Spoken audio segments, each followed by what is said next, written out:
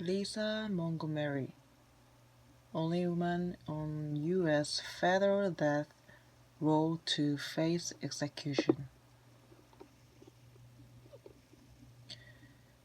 Lisa Montgomery strangled a pregnant woman in Missouri before cutting out and kidnapping the baby in 2004.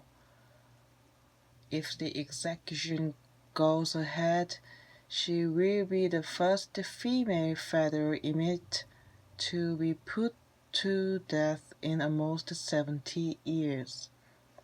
Montgomery's execution date was originally set for last month, but a stay was put in place after her attorneys contracted COVID-19.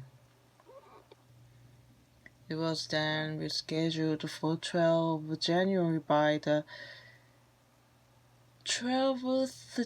by the Justice Department.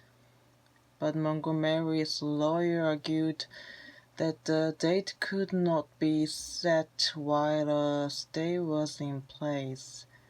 A court sided with her attorneys, stopping an order from the director of the Bureau of Prisons scheduling her death.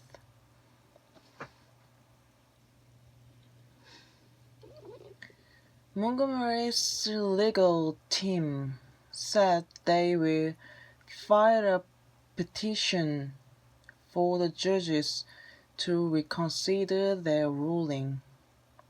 The last woman to be executed by the U.S. government was Bonnie Hattie, who died in a gas chamber in Missouri in 1955, according to the Death Penalty Information Center. Federal execution had been on pause for 17 years before President Donald Trump ordered them to resume early last year. If the remaining executions go ahead, Mr. Trump will have overseen the most executions by a U.S. president in more than a century. Montgomery's execution date is just days before President-elect Joe Biden takes office. Mr. Biden, who for decades was a fierce supporter of the death penalty as a Delaware senator, has now said he will seek to end federal execution once he takes office. Who is Lisa Montgomery? In December 24, Montgomery drove from Kansas to the home of Bobby Jostinut in Missouri, purportedly to purchase a puppy, according to a Department of Justice press release. Once inside the residence, Montgomery attacked and strangled Stinnett, who was 8 months pregnant, until the victim lost consciousness, it says. Montgomery called in Stignett's body to remove the baby, which she took with her in an attempt to pass it off as her own.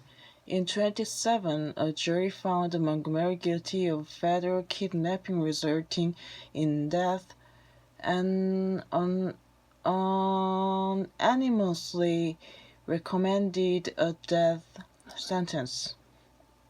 But Montgomery's lawyers said she experienced brain damage from beating as a child and is mentally unwell, so should not face the death penalty. Federal and state executions, what's the difference? Under the U.S. justice system, crimes can be tried either in federal court at a national level or in state court at the regional level. Certain crimes such as counterfeiting, currency or mail theft are automatically tried at the federal level, as are cases in which the U.S. is a party or those which involve constitutional violations. The death penalty was outlawed at the state and federal level by a 1972 Supreme Court decision that cancelled all existing death penalty status. A 1976 Supreme Court decision allowed states to reinstate the death penalty, and in 1988 the government passed legislation that made it available again at federal level.